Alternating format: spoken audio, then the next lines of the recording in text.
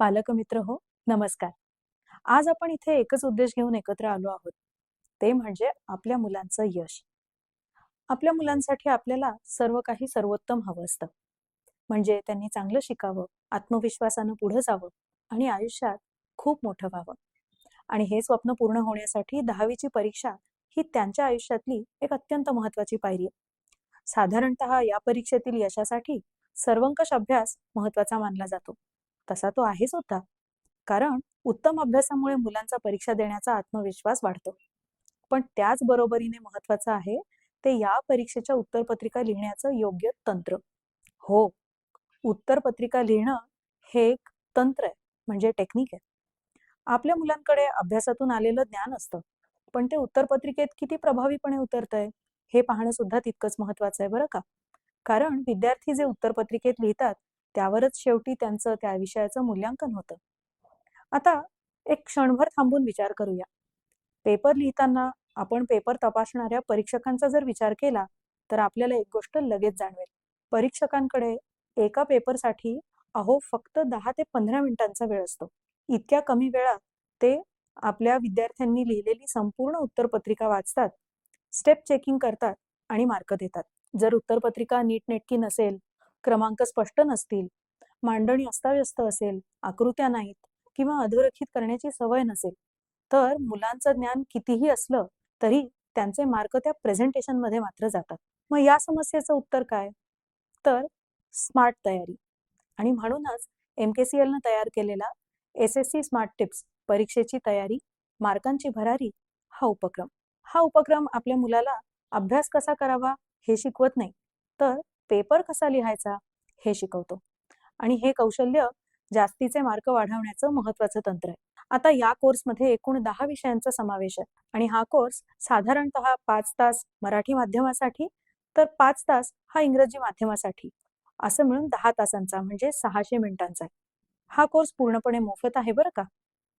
तुमच्या पाल्याचा अभ्यास चांगला असला तरी अनेकदा पेपर नीट न मांडल्यामुळे किंवा उत्तरं लिहिताना केलेल्या सामान्य चुकांमुळे अपेक्षित मार्क मिळत नाहीत. तुमचा योग्य सहभाग आणि मार्गदर्शन तुमच्या पाल्याची कामगिरी अगदी 100% वाढवू शकते.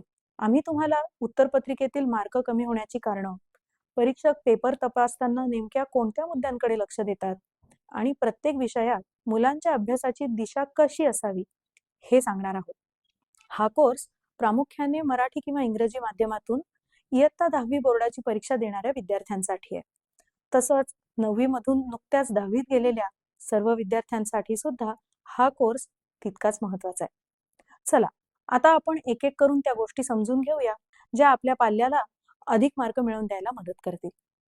सगळ्यात महत्वाचा आणि प्राथमिक मुद्दा बघाल तर तो म्हणजे उत्तरपत्रिका. उत्तरपत्रिका लिहिताना तिची रचना आणि मार्जिनचा वापर अत्यंत महत्त्वपूर्ण ठरतो. आता ही मार्जिन नक्की सोडायची कशी?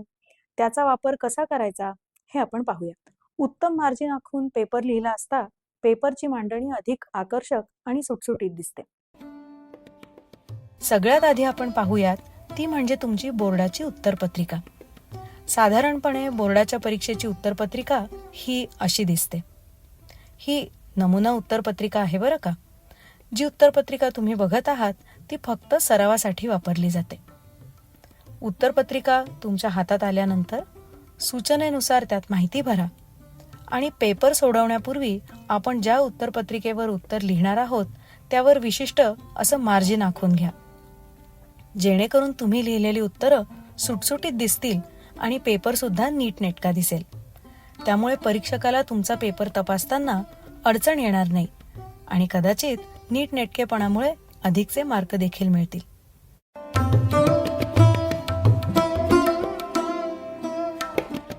उत्तरपत्रिकेवरती मार्जिन आखून झाल्यावरती ही मार्जिन बघितल्यानंतर तुमच्या लक्षात आलं असेल की एक कॉलम हा फक्त प्रश्न क्रमांकासाठी आहे.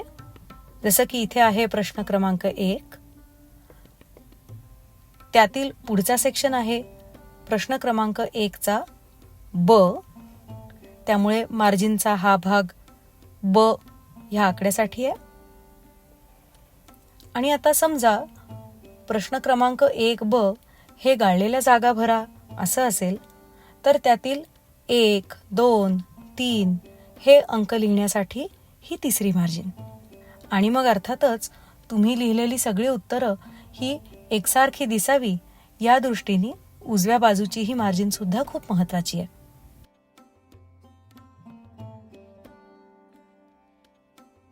तुम्ही वेगवेगळी प्रोफेशनल डॉक्युमेंट्स जर पाहिली असतील किंवा अगदी वर्तमानपत्रातले कॉलम पाहिले असतील तर त्याची अलाइनमेंट ही एकसारखी असते, म्हणजेच प्रत्येक ओळ ही एका विशिष्ट जागीच संपते.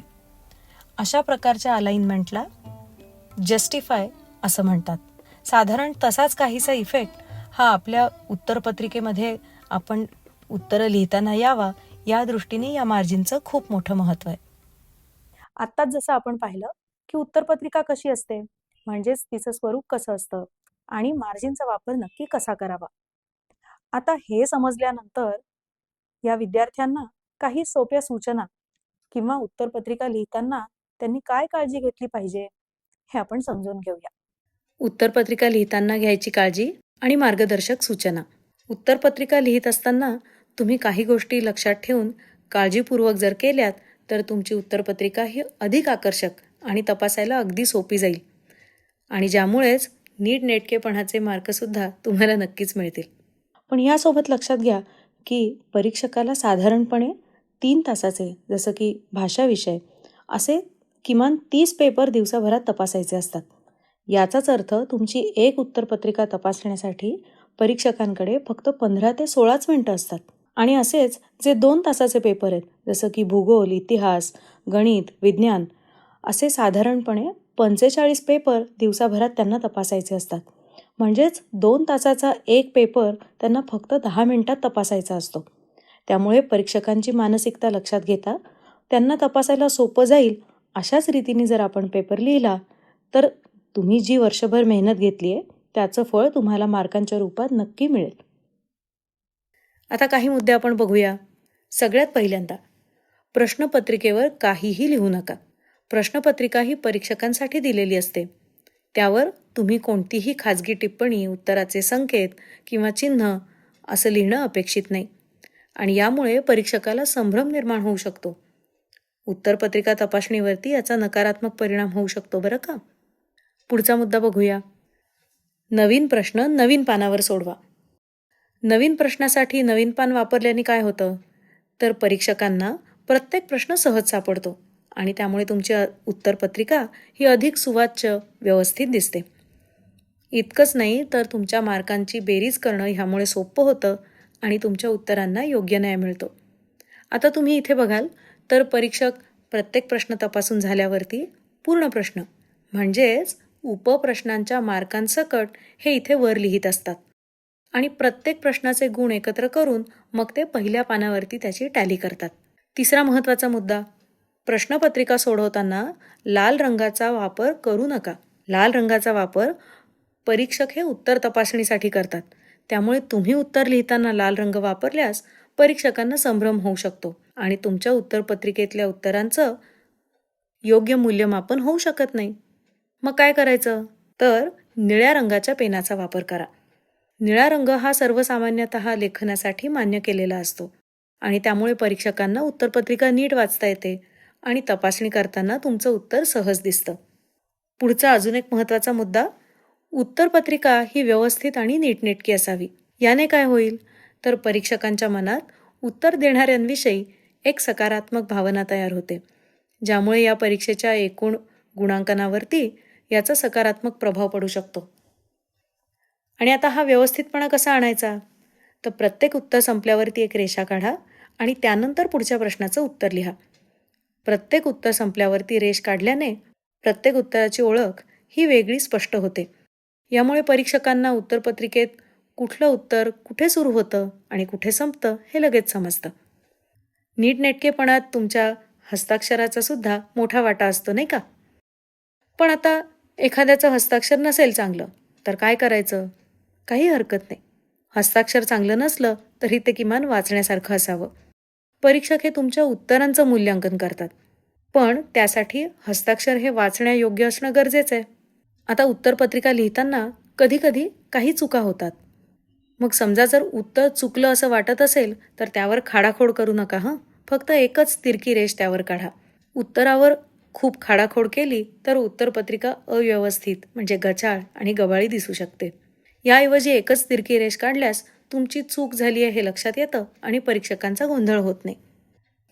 उत्तरपत्रिका सोडवत असताना जर तुम्ही पुरवणी घेतलीत तर ती तुमच्या मुख्य उत्तरपत्रिकेला व्यवस्थित बांधून घ्या. म्हणजेच परीक्षकांना प्रत्येक पुरवणी नीट सापडेल. अव्यवस्थित बांधलेल्या पुरवणीमुळे परीक्षकांना ती शोधायला अडचण येऊ शकते बरं का. तुमच्या उत्तरपत्रिकांमध्ये विषयानुसार आलेख म्हणजे ग्राफ पेपर आणि नकाशा यांना पुरवणी म्हणूनच मोजा. म्हणजे समजा तुम्ही 2 पुरवणी आणि 1 ग्राफ वापरला तर पुरवणी संख्या 3 लिहा.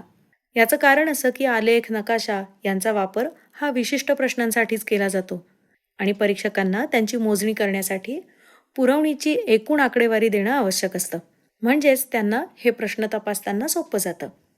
अजून एक खूप महत्त्वाची गोष्ट, उत्तरपत्रिकेवरती कोणतंही धार्मिक चिन्ह किंवा मजकूर लिहू नका.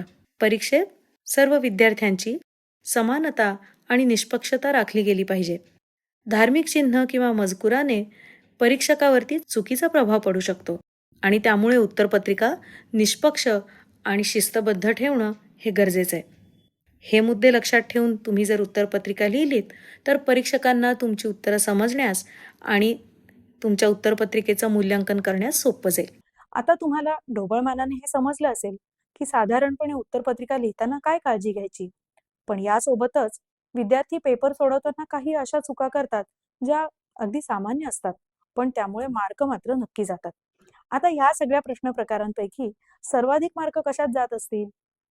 तर ते म्हणजे वस्तुनिष्ठ प्रश्न, म्हणजे ऑब्जेक्टिव्ह क्वेश्चन्स. धक्का बसला ना? मग चला बघूया अशाच काही चुका जे विद्यार्थी नेहमी करतात. जसं रिकाम्या जागा भरा असा प्रश्न असेल तर अनेक विद्यार्थी फक्त पर्याय क्रमांक किंवा रिकाम्या जागेतील एक शब्द लिहून उत्तर पूर्ण करतात. पण विद्यार्थ्यांनी संपूर्ण विधान पुन्हा लिहून निवडलेल्या योग्य पर्यायाला अंडरलाईन करणं हे गरजेचं आहे. तसंच योग्य पर्याय निवडा असा प्रश्न असेल तर विद्यार्थी उत्तरामध्ये नुसता पर्याय लिहून येतात. पण तसं न करता जर पूर्ण वाक्य लिहून योग्य शब्दाला अंडरलाईन केली तर उत्तराचे मार्क नक्की मिळतील. आता विज्ञानासारख्या पेपरमध्ये प्रत्येक बहुपर्यायी प्रश्नाच्या उत्तराचं मूल्यमापन हे केवळ प्रथम पर्यायातील पर्याय ग्राह्य धरूनच केलं जातं आणि त्यालाच मार्क दिले जातात. पण विद्यार्थी इथे कधी कधी आधी एक उत्तर लिहितात, मग परत खाडाखोड करून दुसरं उत्तर लिहितात. लक्षात घ्या, बहुपर्यायी प्रश्नाच्या उत्तराचं मूल्यमापन हे केवळ पहिल्या प्रयत्नातला पर्याय ग्राह्य धरूनच केलं जातं आणि मग अशामुळे विद्यार्थी मार्क गमावतात. त्यामुळे घाई न करता रफ वर्क करूनच विद्यार्थ्यांनी उत्तर लिहावं. तसंच चूक की बरोबर या प्रश्नांसाठी विद्यार्थी फक्त चिन्हांचा वापर करतात किंवा फक्त टी किंवा एफ असं लिहितात. पण नुसतं टी किंवा एफ किंवा एखादं चिन्ह वापरलं तर मार्क जाऊ शकतात बरं का. तसंच जोड्या जुळवा या प्रकारच्या प्रश्नामध्ये जोड्या जुळवताना विद्यार्थी अ गटातील शब्दावरून ब गटातील शब्दाकडे तिरक्या रेषा मारतात आणि यामुळे पेपर तपासताना परीक्षकांना अवघड जातं.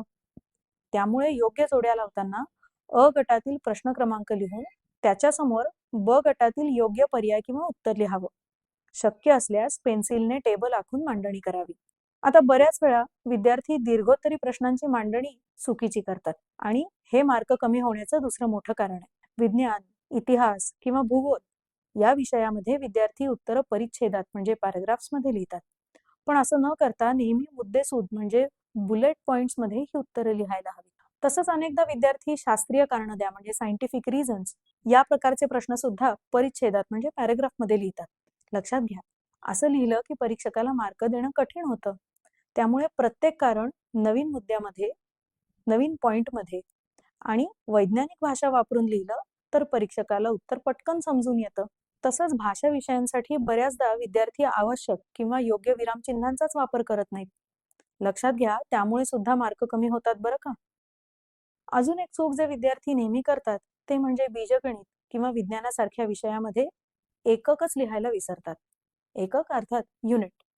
म्हणजे जिथे 12 सेंटीमीटर असलं पाहिजे तिथे 12 इतकंच लिहिलं तर उत्तर अपूर्ण समजलं जातं. त्यामुळे सेंटीमीटर, मीटर, अंश म्हणजे डिग्रीज यासारखी एककं लिहिणं आवश्यक आहे. आता या झाल्या काही सामान्य चुका.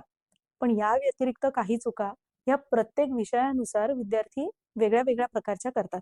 चला तर मग अशाच विषयानुरूप काही चुका सुद्धा आपण पाहूया. प्रश्न क्रमांक 1 मधला उपप्रश्न A4 आणि A6. बघा बरं, हे प्रश्न तुम्ही बघाल तर यामध्ये सगळ्यात जास्त चुका होतात. आणि ह्याचं कारण म्हणजे प्रश्न नीट न समजून घेणं. जसं की A4 या प्रश्नामध्ये दिलेल्या शब्दावरून 4 शब्द बनवायचेत. पण त्यात अट काय आहे की तो शब्द कमीत कमी 3 अक्षरांचा असला पाहिजे. बस, बरेचसे विद्यार्थी इथेच गडबड करतात. कधी कधी 2 अक्षरांचा शब्द लिहितात. आणि इथे A6 ह्या प्रश्नामध्ये बघा, एक शब्द दिला जातो आणि त्या शब्दाच्या शेवटच्या अक्षरावरून पुढचा शब्द लिहायचा आहे. पण इथे अजून एक गंमत आहे की प्रत्येक शब्दाचं शेवटचं अक्षर वापरूनच पुढचा शब्द लिहायचा आहे. पण हे लक्षात न आल्याने बरेचसे विद्यार्थी चुका करून अगदी हातातले मार्क गमावतात. तुम्ही मात्र ह्या चुका टाळा हं. तुम्हाला प्रश्नात सांगितल्याप्रमाणेच आकृती काढा. कित्येक वेळेला विद्यार्थी काय करतात तर सर्कलमध्ये काढतात किंवा काही वेगळे आकार काढतात. तर तसं करू नका. आता 4थ्या प्रश्नामध्ये इथे बघा, नकाशा आराखड्यात काही घटक दाखवायचेत. हा प्रश्न सोडवताना बऱ्याचदा विद्यार्थी काय करतात तर पेनाने हे घटक नकाशामध्ये दाखवतात. तुम्हाला स्क्रीनवर दिसत असेल, या विद्यार्थ्यांनी सुद्धा पेनाचा वापर करून नकाशामध्ये घटक दाखवलेत. लक्षात घ्या, ही पद्धत चुकीची आहे. नकाशाचा प्रश्न सोडवताना म्हणजेच नकाशा भरताना फक्त साधी पेन्सिल किंवा रंगीत पेन्सिलचाच वापर करायचा आहे, पेनाचा नाही. प्रश्न 3 कृतीवर आधारित सगळ्या प्रश्नांमध्ये या विद्यार्थ्याने बघा, उत्तराभोवती चौकटच काढलेली नाहीये. त्यामुळे नक्की उत्तर कोणतं हे पटकन समजून येत नाही. कृतीवर आधारित प्रश्नांमध्ये तुम्हाला रिकाम्या चौकटीत योग्य ते उत्तरं लिहायची असतात, हे कायम लक्षात ठेवा. त्यामुळे तुमचं उत्तर नीट दिसेल आणि समजेल अशा आकाराची चौकट तुम्ही काढायची असते. त्यामुळे आधी उत्तर लिहा आणि मग उत्तराभोवती पेन्सिलने चौकट काढा. ठीक आहे. आता पुढील सगळे प्रश्न या विद्यार्थ्याने खूप व्यवस्थित आणि एकही चूक न करता सोडवले. त्यामुळे जर स्टेप्स बरोबर असतील आणि उत्तर देखील अचूक असेल तर नक्कीच या विद्यार्थिनीला सगळे मार्क मिळू शकतात.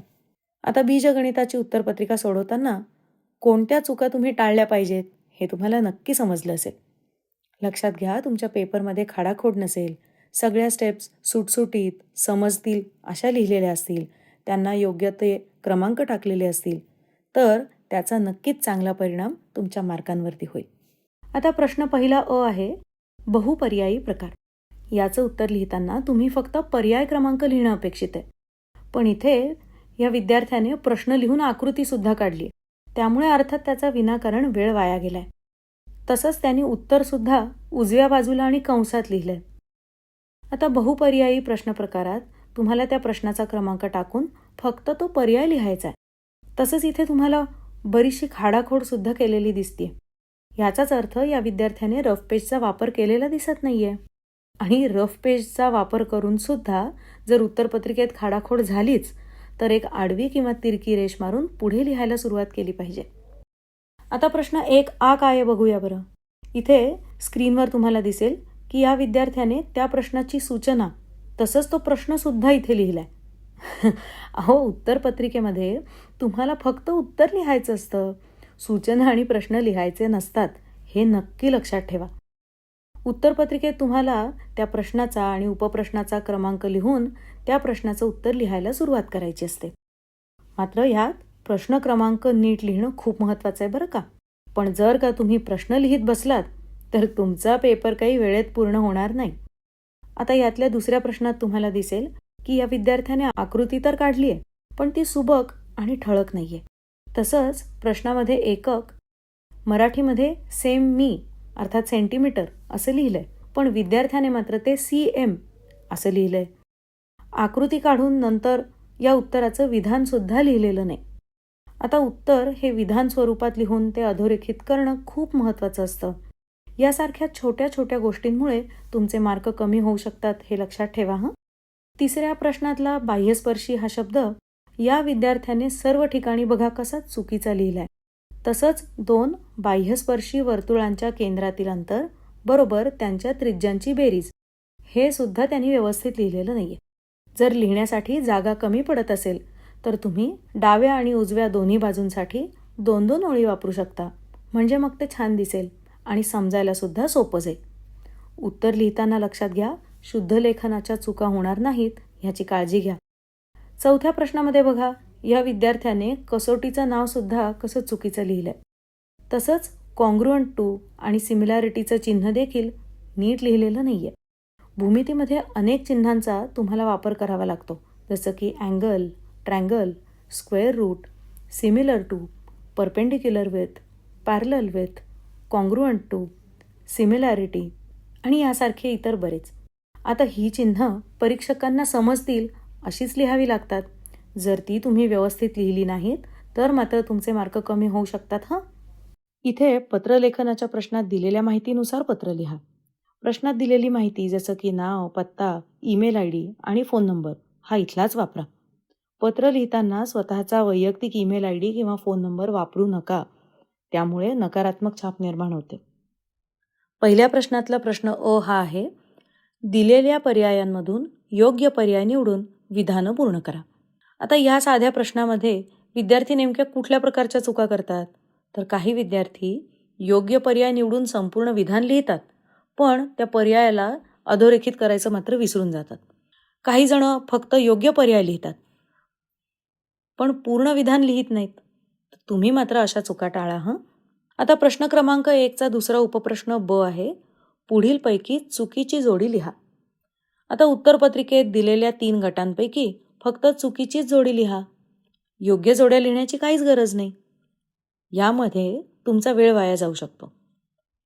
आता स्क्रीनवर दाखवल्याप्रमाणे प्रत्येक वेळी अ आणि ब गट असं लिहायची गरज नसते, पण फक्त प्रश्न क्रमांक आणि उपप्रश्न क्रमांक योग्य पद्धतीने लिहा. एवढं सुद्धा पुरेसं आहे. मुख्य प्रश्नांची सूचना अजिबात लिहू नका. अशा अनावश्यक गोष्टींमध्ये वेळ घालवण्याऐवजी तो वेळ शेवटी उत्तरपत्रिका तपासण्यासाठी वापरा. आता प्रश्न क्रमांक 2 असा आहे, तो म्हणजे दिलेला तक्ता म्हणजेच आकृती पूर्ण करा. स्क्रीनवर दाखवल्याप्रमाणे बघा हं, आकृती ही पेन्सिलनेच काढायची, पेनाने नव्हे. नीट पाहिलं तर या आकृतीमध्ये बाणच नाही आहेत, ज्यामुळे आकृतीमधील संबंध स्पष्ट होत नाहीत आणि ती अपूर्ण वाटते.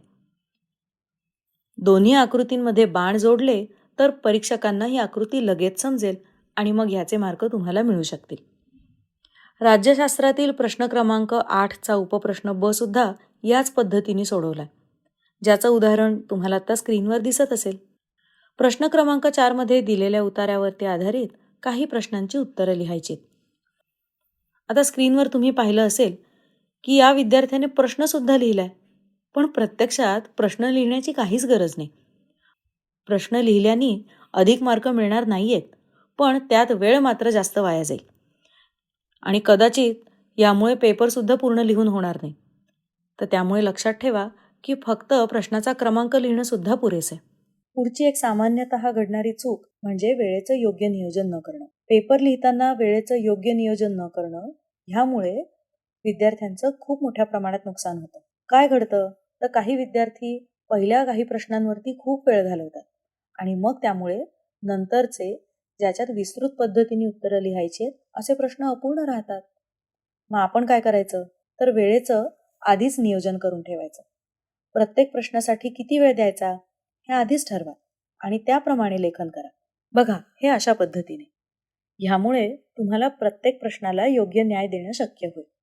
पुढची एक अजून साधारणतः घडणारी चूक म्हणजे साहित्याचा योग्य वापर न करणं. लक्षात घ्या मित्रांनो, हा भाषा विषयाचा पेपर आहे, त्यामुळे तुम्ही ह्या उत्तरपत्रिकेत भाषा सौंदर्याचा योग्य पद्धतीने वापर करणं अपेक्षित आहे. ह्याचबरोबरीने बऱ्याच वेळा विद्यार्थी पाठ्यपुस्तकातील कवितांचा किंवा निबंधांचा, धड्यांचा योग्य संदर्भ देत नाहीत. मग तुम्ही काय करायचं तर तुमच्या लेखनात संबंधित कवितांचा, निबंधांचा, उतार्यांचा आणि त्यांच्या लेखकांचा संदर्भ देण्याचा प्रयत्न करा. यामुळे तुमचं उत्तर निश्चित प्रभावी होईल.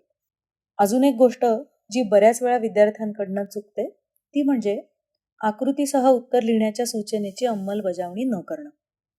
म्हणजे काय होतं तर काही प्रश्नांमध्ये आकृती काढून उत्तर लिहा असं सांगितलेलं असतं, पण घाईघाईमध्ये काही वेळा विद्यार्थी फक्त आकृतीच काढतात किंवा फक्त उत्तरं लिहून सोडून देतात, ज्यामुळे मार्क कमी होऊ शकतात. मग तुम्ही काय करायचं?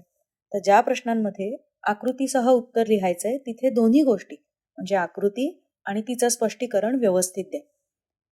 केवळ आकृती काढणं किंवा केवळ उत्तर लिहिणं हे पुरेसे नाही, हे लक्षात ठेवा हं. आता इथे बघा, ह्या विद्यार्थ्यांनी काय केलंय? प्रश्न क्रमांक, उपप्रश्न क्रमांक तर छान घातलाय, पण अख्खा प्रश्न लिहिलाय आणि त्यानंतर खाली त्याची उत्तरं लिहिली आहेत. लक्षात घ्या, पूर्ण प्रश्न लिहित बसण्यात तुमचा वेळ घालवू नका. योग्य क्रमांक घालून त्यानंतर लगेच तुमची उत्तरं तुम्ही लिहिलीत तरी ते पुरेसं आहे. आता आ मध्ये बघा, इथे काय होतं? दिलेल्या संख्या अक्षरात किंवा आकड्यात लिहायच्या होत्या. यात सुद्धा 3 पैकी कोणतेही 2 प्रश्न सोडवायचे होते. इथे सुद्धा या विद्यार्थ्यांनी बघा, पूर्ण प्रश्न लिहित बसलाय. हे करण्याची काहीच गरज नाही. यात तुमचा वेळ तुम्ही घालवू नका बरं का. आता प्रश्न क्रमांक 2 मध्ये इथे तुम्हाला स्क्रीनवर दिसतंय का, की या विद्यार्थ्यांनी शास्त्रीय कारणं द्या. या प्रश्नामध्ये साधारणतः काय काय चुका घडतात? तर या विद्यार्थिनींनी जसं लिहिलंय तसं बरेच जण या प्रश्नांचं उत्तर हे निबंधासारखं लिहितात. पण खरं तर ह्या प्रश्नाचं उत्तर हे मुद्देसूद असावं आणि म्हणून गरज पडेल तिथे बुलेट पॉईंट्सचा वापर केला जावा. आता उदाहरणार्थ इथे तुम्हाला स्क्रीनवर दिसेल की या विद्यार्थ्यांनी प्रश्नाचं उत्तर देताना सगळे मुद्दे एकाच ओळीत लिहिलेत आणि त्यामुळे परीक्षकांना त्यांनी लिहिलेले योग्य मुद्दे इथे कळणारच नाहीयेत. मग आपण काय करायचं? तर शास्त्रीय कारणं द्या. अशा प्रकारच्या प्रश्नांची उत्तरं देताना प्रत्येक कारण हे नवीन ओळीत लिहायचं. तुमचं उत्तर स्पष्ट आणि संक्षिप्त ठेवा, ज्यामुळे परीक्षकांना तुमचं उत्तर समजून घ्यायला सोपं जाईल आणि नक्की तुम्हाला चांगले मार्क मिळतील. प्रश्न क्रमांक 2 आ मधला बघा हं. आता इथे उपप्रश्न क्रमांक 2 काय आहे? संकल्पना चित्र पूर्ण करा. बघा, या प्रश्नात विद्यार्थी काय चूक करतात? इथे तुम्हाला दिसतंय का? या विद्यार्थ्यांनी संकल्पना चित्र पूर्ण करताना किंवा टेबल आखताना पेनाचा वापर केलाय. लक्षात घ्या, विज्ञान भाग 2 मध्ये कुठल्याही प्रकारची आकृती काढताना पेन्सिलचा वापर केला पाहिजे, पेनाचा नाही. आणि त्यामुळे या उत्तरामध्ये तुम्ही सुद्धा मुद्दे लिहिताना पेनाचा वापर करायचा आहे, पण चित्र किंवा तक्ता आखताना पेन्सिलचाच वापर करा. आता विद्यार्थी कोणत्या चुका करतात हे तर आपल्याला समजलंच असेल. त्या दुरुस्त करून तुमच्या पाल्याला अधिकचे मार्क मिळतीलच.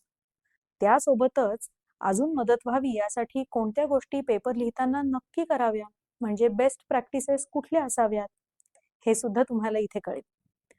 याचसोबत प्रत्येक विषयाच्या प्रश्नपत्रिकेचं स्वरूप कसं असतं हे सुद्धा आपण बघूया. आता आपण सुरुवात करू इंग्रजी विषयापासून. इंग्रजी विषयाच्या पेपरची विभागणी एकूण 6 विभागांमध्ये केलेली असते. Section 1 language study, section 2 textual passages, section 3 poetry, section 4 non textual passage, section 5 writing skills and section 6 skill development अर्थात ट्रान्सलेशन. हा पेपर एकूण 80 मार्कांचा असतो आणि तो सोडवण्यासाठी विद्यार्थ्यांना 3 तासांचा वेळ मिळतो. लक्षात घ्या, लँग्वेज स्टडी अर्थात व्याकरण हा विभाग 10 मार्कांचा असतो, ज्यात punctuation, make 4 words, word chain, do as directed यासारखे प्रश्न विचारले जातात. तर रीडिंग स्किल्समध्ये आकलन म्हणजे कॉम्प्रिहेन्शन, शब्दसंपदा अर्थात व्होकॅब्युलरी, ट्रू किंवा फॉल्स आणि पर्सनल रिस्पॉन्स म्हणजे स्वमतावर आधारित प्रश्न असतात. रायटिंग स्किल हा विभाग सर्वाधिक म्हणजे 20 मार्कांचा असतो आणि यात लेटर रायटिंग, फॉर्मल किंवा इनफॉर्मल पद्धतीचं, डायलॉग रायटिंग किंवा स्पीच रायटिंग, इन्फॉर्मेशन ट्रान्सफर म्हणजेच verbal to non verbal and vice versa, report writing किंवा स्टोरी रायटिंग यासारखे प्रश्न विचारले जातात. चला मित्रांनो, आता आपण इंग्रजी या विषयाची उत्तरपत्रिका कशी लिहायची ते बघूया. तुम्ही स्क्रीनवर बघू शकता का? या विद्यार्थ्यांनी उत्तरपत्रिका लिहिताना बघा, व्यवस्थित मार्जिन सोडलंय. प्रश्न क्रमांक, त्यातील उपप्रश्नाचा क्रमांक अगदी योग्य ठिकाणी लिहिलाय. मग आता आपण प्रश्न क्रमांक 1 पासून सुरुवात करू. तुम्हाला इथे दिसेल की प्रश्नामध्ये कोणतेही 4 प्रश्न सोडवा अशी सूचना होती. त्यानुसार या विद्यार्थ्याने 6 पैकी बरोबर 4च प्रश्न सोडवलेत. प्रश्न क्रमांक A1 बघाल तर इथे रिकाम्या जागा भरून योग्य त्या अक्षराला त्याने अंडरलाईन सुद्धा केली आहे, म्हणजे अधोरेखित पण केलं आहे. A3 या प्रश्नाचं उत्तर बघा, त्यातही योग्य पंक्च्युएशन मार्क्स वापरून उत्तर सोडवलं आहे. आता यानंतर बघा A5, अपेक्षित अशी आकृती जिथे गरजेची होती तिथे ती काढली आहे आणि योग्य ते शब्द तिथे भरलेत. बघा, ही आकृतीसुद्धा सुस्पष्ट दिसते. आणि यातला शेवटचा म्हणजे A6 याचं उत्तर पाहिलं तर ते सुद्धा सूचनेनुसार व्यवस्थित सोडवलं आहे.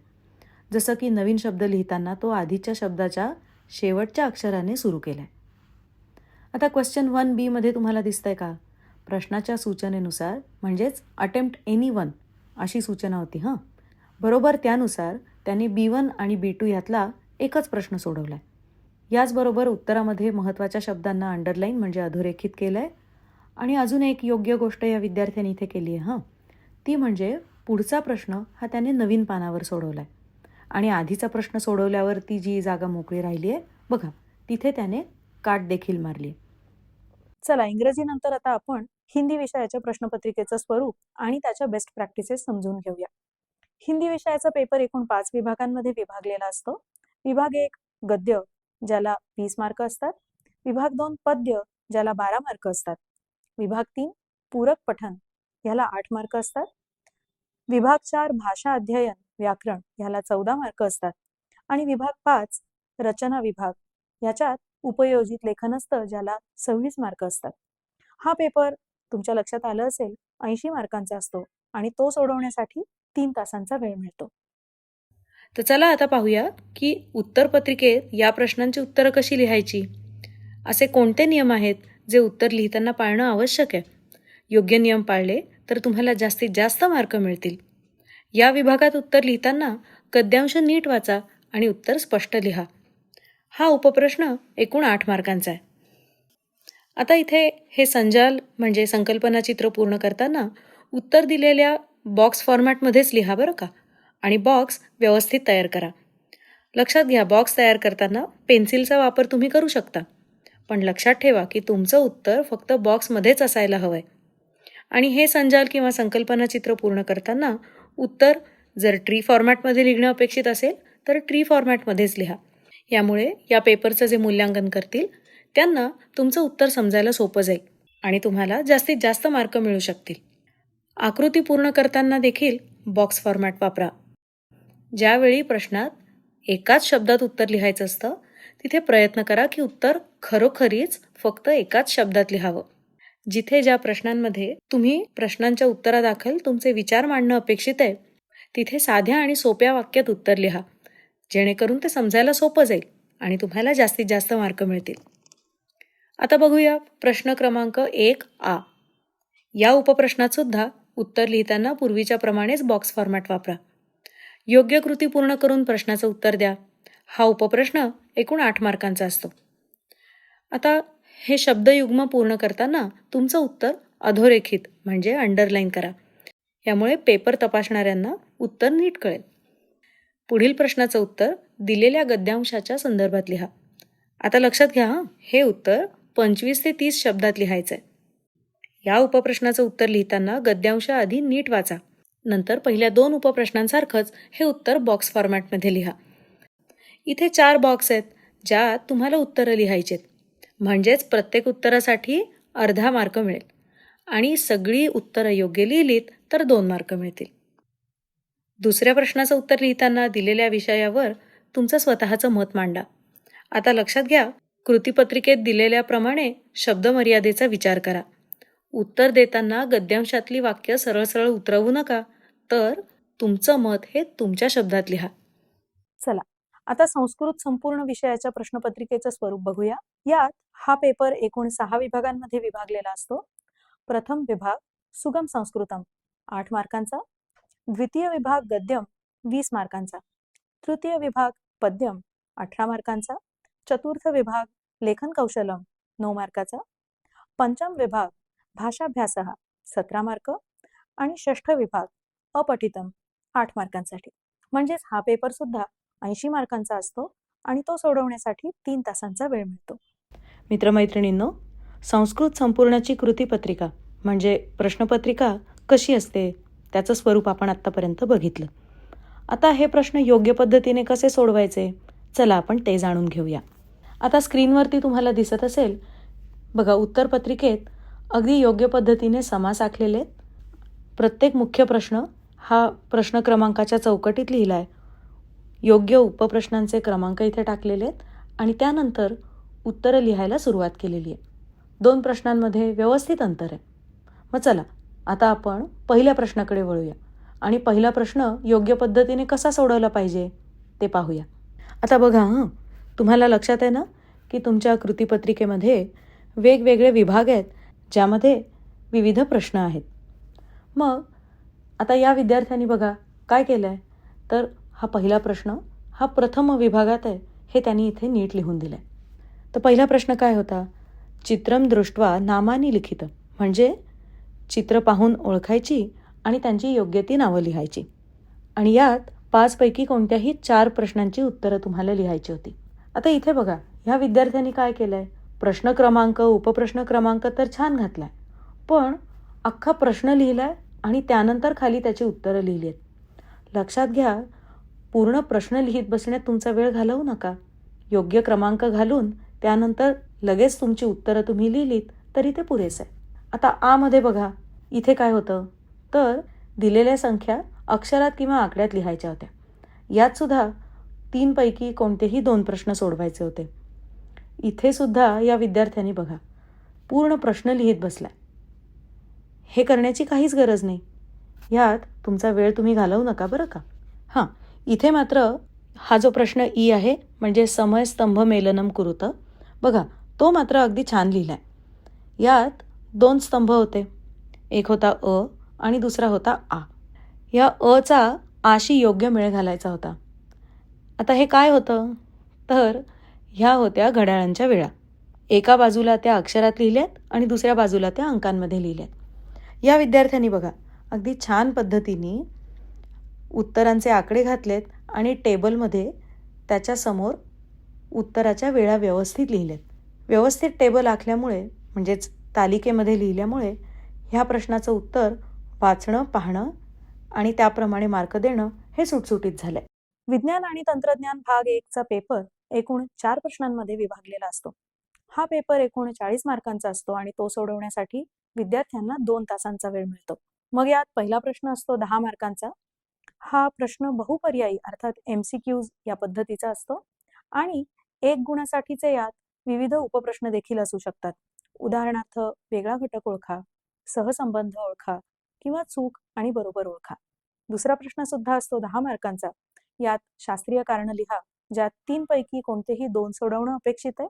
तसंच प्रत्येकी 2 मार्कांसाठी उपप्रश्न असतात, जसं की गणितीय उदाहरणं, फरक स्पष्ट करा आणि नियम स्पष्ट करा. तिसरा प्रश्न असतो 15 मार्कांसाठी. यात प्रत्येकी 3 गुणांचे 8 उपप्रश्न असतात. यापैकी कोणतेही 5 सोडवणं अपेक्षित असतं आणि यात आकृती पूर्ण करा, परिच्छेद पूर्ण करा, नियम स्पष्ट करा यासारखे प्रश्न असतात. तर चौथा प्रश्न असतो 5 मार्कांसाठी आणि हा दीर्घोत्तरी म्हणजे लॉंग आन्सर क्वेश्चन असतो. यात कोणताही एक प्रश्न सोडवणं अपेक्षित असतं. प्रश्नपत्रिकेचं स्वरूप कसं असतं हे आपण आत्ता पाहिलं. तुम्ही ही उत्तरं नक्की कशा प्रकारे लिहिली पाहिजेत हे जाणून घेण्यासाठी आपण अजून एक नमुना प्रश्नपत्रिका नक्की कशा पद्धतीने सोडवली आहे ते पाहूया. प्रश्न सोडवण्याआधी तो नीट वाचून समजून घेणं हे तुमच्यासाठी खूप फायदेशीर ठरेल बरं का. आता बघूया, इथे आहे पहिला प्रश्न, तो एकूण 10 मार्कांचा आहे, ज्यामध्ये 2 उपप्रश्न आहेत, अ आणि ब. आता सगळ्यात आधी उत्तरपत्रिकेच्या दोन्ही बाजूला थोडी जागा सोडून मार्जिन काढा. त्यानंतर प्रश्नपत्रिकेतला प्रश्न क्रमांक 1 नीट वाचा. मग आता प्रश्न क्रमांक 1 हा बहुपर्यायी प्रश्नांचा आहे, म्हणजेच ह्याचं उत्तर लिहिताना तुम्ही फक्त पर्याय क्रमांक लिहिणं अपेक्षित आहे. प्रश्न क्रमांक 2 आणि 4 हे दिलेल्या पर्यायांपैकी योग्य पर्याय निवडून विधाने पूर्ण करा असं सांगितलंय. म्हणजेच आता इथे बघा, हे सोडवताना या उत्तरपत्रिकेत तुम्हाला दिसेल की या विद्यार्थ्यांनी संपूर्ण विधान लिहिलंय आणि त्यानंतर निवडलेला पर्याय हा गाळलेल्या जागेत लिहून त्याला व्यवस्थित अंडरलाईन म्हणजे अधोरेखित पण केलंय. अशीच पद्धत वापरून योग्य पद्धतीने सोडवले तर या प्रश्नाचे तुम्हाला पूर्ण मार्क मिळू शकतील. म्हणजेच प्रत्येक उपप्रश्न हा इथे 1 मार्काचा आहे. यात 2 गोष्टी खूप महत्त्वाच्या आहेत ज्या विसरू नका. ती म्हणजे संपूर्ण विधान लिहिणं आणि निवडलेल्या पर्यायाला अधोरेखित करणं. आता बहुपर्यायी प्रश्न सोडवण्यासाठीची एक प्रभावी पद्धत म्हणजे काय आहे तर निष्कासन पद्धत.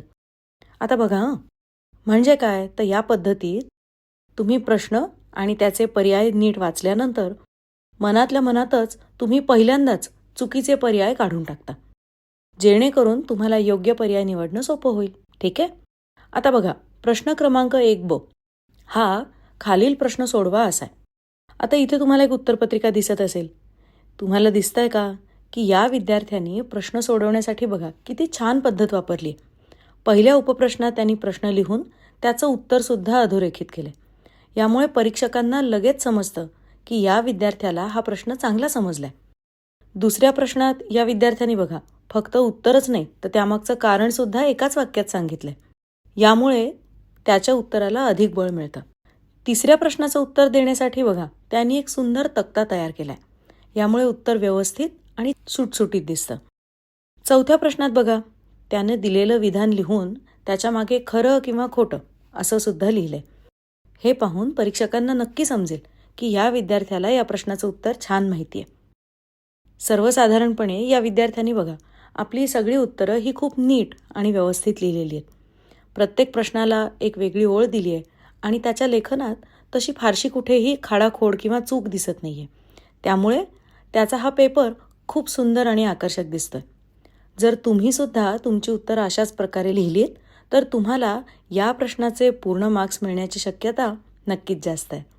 विज्ञान भाग 2चा पेपर देखील एकूण 4 प्रश्नांमध्ये विभागलेला असतो. हा पेपर सुद्धा 40 मार्कांचा असतो आणि तो सोडवण्यासाठी 2 तासांचा वेळ मिळतो. यात पहिला प्रश्न 10 मार्कांचा, ज्यात बहुपर्यायी प्रश्न अर्थात MCQs आणि 1 गुणासाठीचे उपप्रश्न, उदाहरणार्थ वेगळा घटक ओळखा, सहसंबंध ओळखा, चूक की बरोबर ओळखा, साखळी पूर्ण करा, अशा प्रश्नांचा समावेश असतो.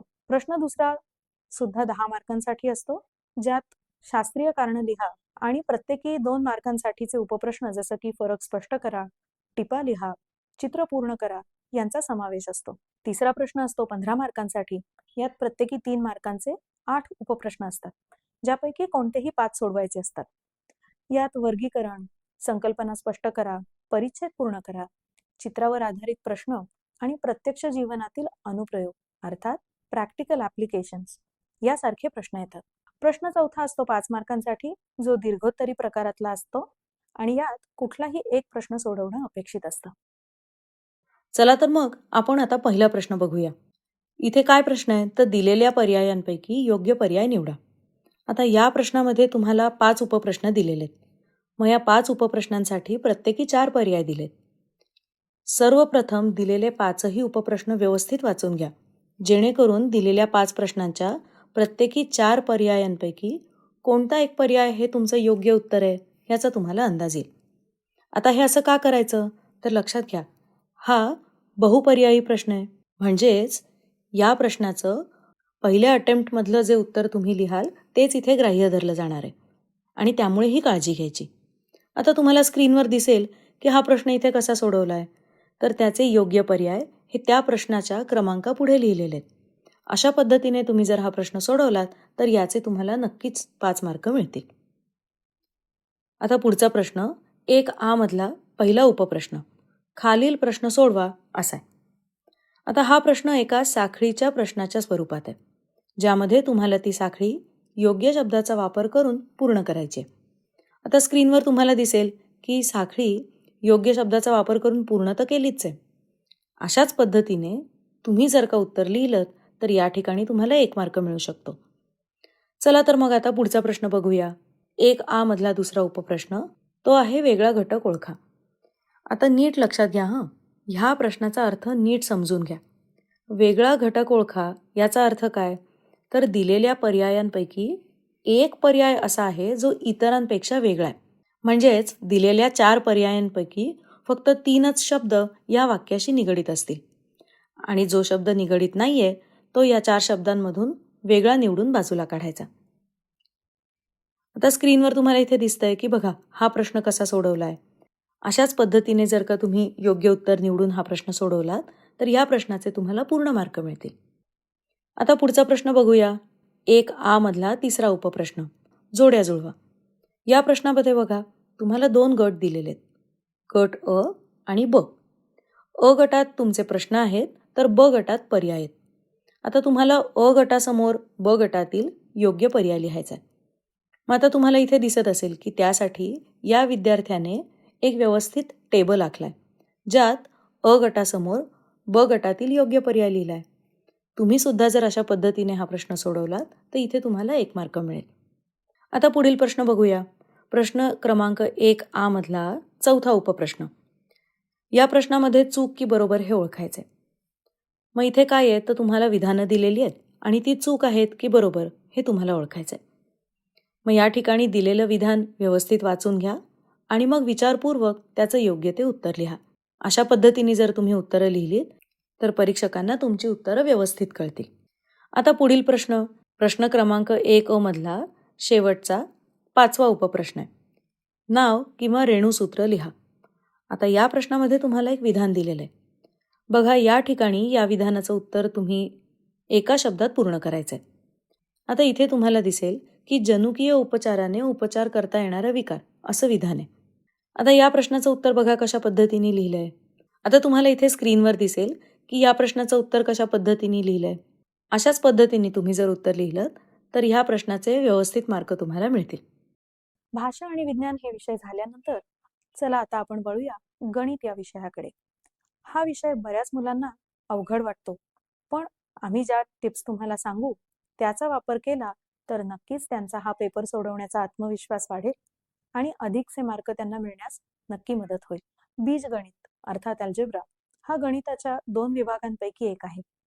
याचा पेपर एकूण 40 मार्कांचा असतो आणि या पेपरमध्ये साधारण 5 मुख्य प्रश्न असतात, जे पुन्हा 2 विभागांमध्ये विभागले जातात. पहिला प्रश्न असतो 8 मार्कांसाठी, ज्यात बहुपर्यायी प्रश्न म्हणजे MCQs असतात आणि 1 मार्कासाठीचे उपप्रश्न सुद्धा असतात. लक्षात घ्या, हे सगळे अनिवार्य म्हणजे कंपल्सरी असतात. दुसरा प्रश्न असतो 12 मार्कांसाठी, ज्यात विविध कृतीवर आधारित प्रश्न आणि उपप्रश्न असतात. प्रश्न तिसरा आहे 9 मार्कांसाठी, ज्यात देखील कृतीवर आधारित विविध प्रश्न असतात. प्रश्न चौथा असतो 8 मार्कांसाठी, ज्यात दीर्घोत्तरी प्रकारचे उपप्रश्न असतात, ज्यातील प्रत्येक प्रश्न हा 4 मार्कांसाठी असतो. तर प्रश्न 5 हा 3 मार्कांचा असतो आणि यात रचनात्मक स्वरूपाचे प्रश्न असतात. चला तर मग आता आपण पहिल्या प्रश्नाकडे वळूया. बघा, पहिला प्रश्न योग्य पद्धतीने कसा सोडवायचा. तर प्रश्नपत्रिकेत हा पहिला प्रश्न 2 भागांमध्ये विभागला होता. बहुपर्यायी प्रश्न सोडवा आणि उपप्रश्न सोडवा. पहिल्या प्रश्नामध्ये दिलेल्या पर्यायांपैकी अचूक पर्याय निवडून त्याचं वर्णाक्षर लिहायचं होतं. आता इथे तुम्हाला स्क्रीनवर दिसेल कशा प्रकारे या विद्यार्थ्यांनी प्रश्न क्रमांक, उपप्रश्न क्रमांक लिहून मग योग्य पर्याय लिहिला आहे. याबरोबरच उपप्रश्नसुद्धा कशा प्रकारे इथे सोडवलेत हे पण तुम्हाला दिसेल. उपप्रश्न सुरू करण्यापूर्वी एक ओळ सोडून पेन्सिलने एक रेष देखील मारलेली आहे. त्यामुळे नवीन उत्तर कुठे सुरू झालं हे लगेच समजू शकतं. तर लक्षात घ्या, उपप्रश्न सोडवताना उत्तराच्या सर्व स्टेप्स या विद्यार्थ्याने व्यवस्थित लिहिल्या आहेत. कोणतं सूत्र किंवा सिद्धता वापरली आहे हे सुद्धा स्पष्ट केलंय आणि उत्तरात जिथे आवश्यक आहे तिथे एकक म्हणजे युनिट सुद्धा लिहिलेलं आहे बरं का. इतकंच नाही तर उत्तरं लिहिताना देअरफोर, इज इक्वल टू यासारख्या चिन्हांचा योग्य ठिकाणी वापर सुद्धा केलाय. अक्षरही चांगलं आहे आणि स्टेप्स लिहिताना सुटसुटीतपणा सुद्धा ठेवलाय. त्यामुळे पेपर बघा कसा स्वच्छ आणि आकर्षक दिसतोय. अशाच प्रकारे जर तुम्ही सुद्धा सगळे प्रश्न सोडवलेत तर या प्रश्नाचे पूर्ण मार्क तुम्हाला नक्की मिळतील. भूमिती अर्थात जॉमेट्री हा गणिताच्या विभागांपैकी दुसरा विभाग आहे. हा पेपर सुद्धा 40 मार्कांचा असतो आणि या पेपरची विभागणी साधारण 5 सेक्शनमध्ये केलेली असते. पहिला प्रश्न 8 मार्कांचा, ज्यात बहुपर्यायी प्रश्न म्हणजे MCQs असतात आणि 1 गुणासाठीचे उपप्रश्न सुद्धा यात असतात, जे अनिवार्य म्हणजे कंपल्सरी प्रकारचे असतात. प्रश्न दुसरा असतो 12 मार्कांचा, ज्यात कृतीवर आधारित प्रश्न आणि उपप्रश्न असतात. तसंच प्रश्न तिसरा असतो 9 मार्कांचा, यात देखील कृतीवर आधारित विविध प्रश्न असतात. प्रश्न चौथा असतो 8 मार्कांसाठी, ज्यात दीर्घोत्तरी प्रकारचे उपप्रश्न असतात. तर प्रश्न 5वा असतो 3 मार्कांसाठी, ज्यात रचनात्मक स्वरूपाचे प्रश्न विचारले जातात. भूमितीच्या प्रश्नपत्रिकेचं स्वरूप कसं असतं हे आपण आता पाहिलं. आता हे प्रश्न योग्य पद्धतीने उत्तरपत्रिकेत कसे सोडवायला पाहिजे, चला आपण हे जाणून घेऊया. तुम्ही ही उत्तरं नक्की कशा प्रकारे लिहिली पाहिजेत हे जाणून घेण्यासाठी आपण अजून एक नमुना प्रश्नपत्रिका नक्की कशा पद्धतीने सोडवली आहे ते पाहूया. आधी सांगितल्याप्रमाणे तुम्हाला इथे प्रश्न, उपप्रश्न आणि त्यांचे मार्क दिसतात. तर चला आता ही कृतीपत्रिका म्हणजे प्रश्नपत्रिका कशी सोडवायची ते बघूया. इथे उत्तरपत्रिकेत पानाच्या दोन्ही बाजूला तुम्हाला व्यवस्थित समास सोडलेला दिसतोय आणि उत्तर सुरू करण्यापूर्वी त्याचा योग्य प्रश्न क्रमांक, उपप्रश्न क्रमांक लिहून मगच उत्तर लिहायला सुरुवात केली आहे. तसंच उत्तर दाखवण्यासाठी बाणाचा उपयोग केलाय. प्रत्येक प्रश्न संपल्यावरती एक ओळ सोडलेली आहे. तर मग चला आता पहिला प्रश्न योग्य पद्धतीने कसा सोडवला पाहिजे हे आपण बघूया. तर प्रश्नपत्रिकेतला हा पहिला प्रश्न 2 भागांमध्ये विभागला होता. बहुपर्यायी प्रश्न सोडवा आणि उपप्रश्न सोडवा. मग आता पहिल्या प्रश्नामध्ये दिलेल्या पर्यायांपैकी अचूक पर्याय निवडून त्याचं वर्णाक्षर लिहायचं होतं. मग आता इथे तुम्हाला दिसेल की कशा प्रकारे या विद्यार्थ्यांनी प्रश्न क्रमांक, उपप्रश्न क्रमांक लिहून मग योग्य तो पर्याय लिहिला आहे. इथे अजिबात खाडाखोड नाहीये आणि उत्तराला सुद्धा अधोरेखित केलंय म्हणजे अंडरलाईन केलंय. याबरोबरच उपप्रश्न कसे सोडवायचे ते पण तुम्हाला इथे दिसेल. बघा, ह्या विद्यार्थ्याने उपप्रश्न सोडवताना उत्तराच्या सगळ्या स्टेप्स एकदम व्यवस्थित लिहिल्यात. कोणतं सूत्र किंवा सिद्धता वापरली आहे ते सुद्धा स्पष्ट केलंय. उत्तरात जिथे आवश्यक आहे तिथे एकक म्हणजे युनिट सुद्धा लिहिलंय आणि उत्तर लिहिताना देअरफोर किंवा बिकॉज, सिन्स यासारख्या सगळ्या चिन्हांचा योग्य ठिकाणी वापर केलाय. तसंच स्टेप्स लिहिताना सुटसुटीतपणा ठेवल्यामुळे बघा पेपर कसा स्वच्छ आणि आकर्षक सुद्धा दिसतोय. अशा प्रकारे जर तुम्ही सगळे प्रश्न सोडवले तर तुम्हाला या प्रश्नाचे नक्कीच पूर्ण मार्क मिळू शकतील. आता आपण पुढील विषय बघूया, तो म्हणजे भूगोल. भूगोल विषयाचा पेपर एकूण 7 प्रश्नांमध्ये विभागलेला असतो बरं का. यात एकूण 40 मार्कांचे प्रश्न असतात. पहिला प्रश्न 4 मार्कांसाठी, ज्यात दिलेल्या पर्यायांपैकी योग्य पर्याय निवडून विधानं पूर्ण करा हा प्रश्न असतो, जो अनिवार्य म्हणजे कंपल्सरी असतो.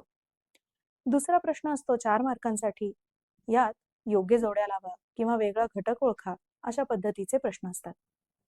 प्रश्न तिसरा असतो 4 मार्कांसाठी आणि यात एका वाक्यात उत्तरं द्या किंवा टिपा लिहा असे प्रश्न असतात. प्रश्न चौथा जो 8 मार्कांसाठी असतो, त्यात विद्यार्थ्यांनी नकाशे भरणं किंवा नकाशाचं वाचन करणं अपेक्षित आहे. प्रश्न पाचवा 6 मार्कांसाठी असतो, ज्यात भौगोलिक कारणं द्या या पद्धतीचे प्रश्न असतात. प्रश्न 6वा असतो 6 मार्कांसाठी, ज्यात आलेख म्हणजे ग्राफ काढणं अपेक्षित असतं. याचाच अर्थ त्यांच्या उत्तरपत्रिकेला हा आलेख म्हणजे ग्राफ पेपर जोडणं अपेक्षित असतं. तसंच याबरोबरीने अजून एक प्रश्न इथे असतो, तो म्हणजे आलेखाचं वाचन करणं. प्रश्न 7वा असतो 8 मार्कांचा, ज्यात सविस्तर उत्तर द्या किंवा स्पष्ट करा अशा पद्धतीचे प्रश्न असतात. पहिला प्रश्न होता दिलेल्या पर्यायांपैकी योग्य पर्याय निवडून विधानं पूर्ण करा. तर आता बघा उत्तरपत्रिकेत इथे विद्यार्थ्यांनी विधान पूर्ण लिहिलंय आणि त्यानंतर जो पर्याय निवडून गाळलेल्या जागी लिहायचा होता त्याला व्यवस्थित अंडरलाईन केले. मग अशाच पद्धतीने जर आपण 4 प्रश्न व्यवस्थित सोडवले, त्याची बरोबर उत्तरं लिहिली तर ह्या प्रश्नाचे तुम्हाला पूर्ण मार्क मिळतील. मग ह्याच्यात लक्षात काय ठेवायचं, तर उत्तराचं विधान हे पूर्ण लिहायचं आणि निवडलेल्या पर्यायाला अंडरलाईन करायचं.